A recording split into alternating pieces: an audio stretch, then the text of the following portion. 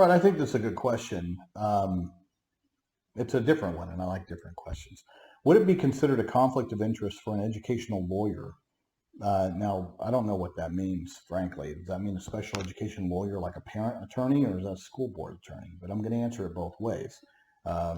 Educational lawyer is just a little bit too broad, okay? Because there's two sides to an educational lawyer. Okay, would it be considered a conflict of interest for an educational lawyer who at least appears to possibly have a personal relationship with the director of special education, for example, being on the director's Facebook friends list, etc., and who has clients in that school district? Okay,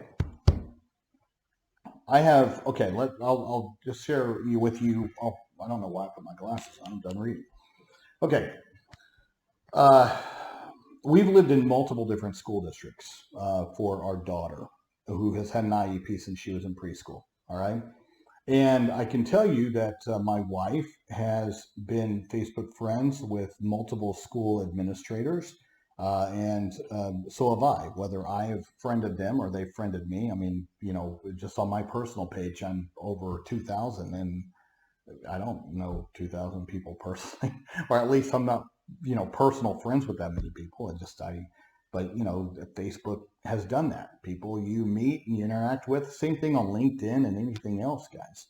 On this page, for example, on Ask a Special Ed Attorney, there are multiple special education directors in Alabama and in other states. The ones in Alabama, especially, guys, I know them. I know them personally because I interact with them, and some of them I have high respect for. Um, and I'm glad that they're on this page, and I'm glad that we're able to sit there and have and generate some kind of discussion as to how to better this process. And I'm just one perspective, and I'm glad that they're here, at least hearing one perspective, because typically school board people get a singular perspective, and that is from a school board position or perspective. So I think it's good, and I respect that they are on the page to, I hope it's not just to sit there and try to spy on people on the page. I think I've put enough safety walls up to where I don't post the people's names asking the questions. So I did back years ago, over 10. That they used to be. People would answer a question, I would just approve it. And then, it used to out them as far as who was asking the question. I stopped doing that years ago for that very reason. Is that, I don't want people on here being snoopy. It just is not the proper place for it.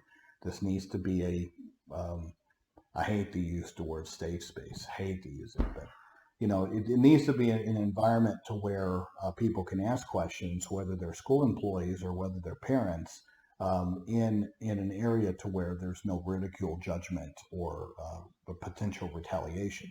But back to that, I've never been afraid of garnering relationships. I understand the concerns, absolutely understand the concerns, and that's up to you. And I think it would be depending on how well you know this education attorney. If it's a board attorney, I expect them to be friends with special education directors. So in that regard, to your question, I'm more looking at it through the lens that you're talking about a special education attorney that represents parents. And if that's the case, I don't find it odd. I just think I think it would be up to you whether you feel comfortable with them, if you know them enough and you know their character enough to know that there is no conflict there. When you're in this field long enough, guys, and I've been in this field long enough, my practice in Alabama, I consider it a mature practice. Whereas, let's say my office is in New Mexico, it's more mature than Texas, because Texas is our most recent office. But I expect over the next 5 years, for example, to be in positions to where we've worked with enough directors and we've worked with enough board attorneys to where we have that familiarity with each other, and I tell you what, this process works a lot better if we have these relationships of trust with one another, to where, let's say, my reputation and how I think through these cases and how I work through these cases speaks for itself, to the point where directors are comfortable working with us along with board attorneys, knowing that we're doing this for the right reasons, guys. We're not doing this to cash a paycheck, first and foremost. I mean, this is obviously how I provide for my family, along with the attorneys that work for me. But at the same time, that isn't why I got into this field. I got into this field to make a difference, and I got into this field to think through problems and solve problems and be solution oriented. I do believe in public education, and we've never supplemented my daughter's services through third parties, because I believe in FAPE, and I believe in the school system's ability to provide my daughter, who has classic autism, the services that she's required. And we've been in 4 different school systems since she's been 3 years old, guys. And I can tell you, I've been thoroughly impressed with each one. It doesn't mean that we haven't had disagreements, and it doesn't mean that I haven't had to go to mediation or even due process in order to advocate for my child. I've had to use those features just like the parents I represent. All right. So I've been through this process on both sides. So I know what it feels like on a parent side, and I know what the apprehension is. And so I don't want to discount that. But at the same time, I don't find it, I think it depends on somebody's ethical and moral code that they have. Because there are people out there that they garner these relationships and they do side hustle deals, and they will diminish representation to a family, or vice versa. It happens. It's just that's not my code. That's not my morals. But anybody who knows me, I don't think that that's ever going to be in question. That I am not. I am not. That isn't one of my issues in life. So, for example, I've had clients in the very schools that my daughter's attended. I've had clients in the classes that my daughter has been in. It doesn't prevent me from representing them on the same level and vigor as I do my own child. And I've had no problems taking clients within the school system where my own child attends. I separate the two.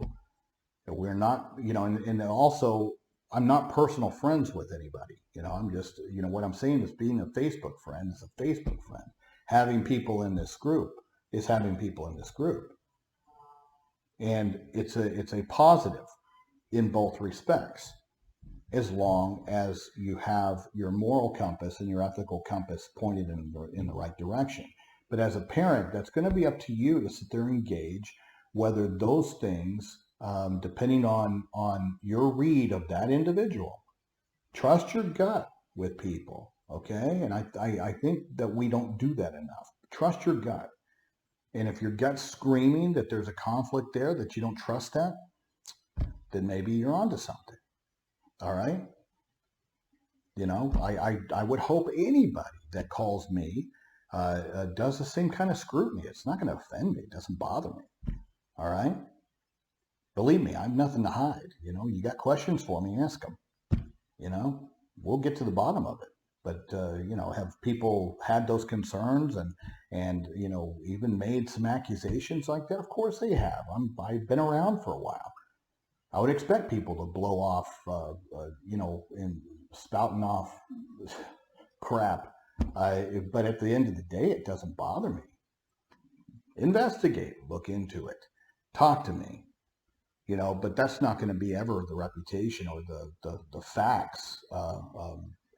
So I do recommend, and I think that that's a very good question. You should always do your research in who you're working with. Always. Always. So it's a good question, and a very valid one. okay? Because it can have an impact on the success of your of whatever your case is, okay? But sometimes having these kind of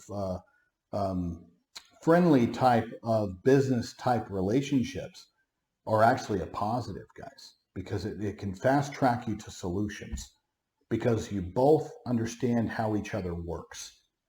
And it doesn't mean that you're friends, you go out and hang out and go clubbing together, you know? It doesn't mean that. What it means is that you respect each other and you respect each other's positions. And you can come to the table because you've worked with each other enough to understand what the end goals are. And a lot of the times in this field of special education, guys, we're not on separate teams. The child is in the center, and both of us are focused on that. And we're just coming at it in a slightly different perspective, but disagreements are okay. So sometimes having a very clear understanding of each other is a positive. And you might think that, well, that might be a conflict. I don't consider that a conflict. I consider that understanding each other to the point to where there's a mutual respect. And where there's a mutual respect, you have an opening to solve things, okay? Because people that have mutual respect for each other, they will find every possible opportunity to resolve conflicts without destroying things in the course of a hearing. Because that's what a hearing does. It really does. It strains relationships. And so in my world, I consider that sort of a last-ditch effort in this delicate area of special education law. Very, very delicate. You got to be very, very serious and very assured of yourself to sit there and take these things all the distance to a hearing. And sometimes that's absolutely necessary. But at the same time, if you can find a way to reach a middle ground, that's always more conducive long-term for your child's success than fighting it out and swinging it out in the hearing. And that will destroy your trust and with them and vice versa. It just very, very rarely do you ever get that back, regardless of whatever decision you're after.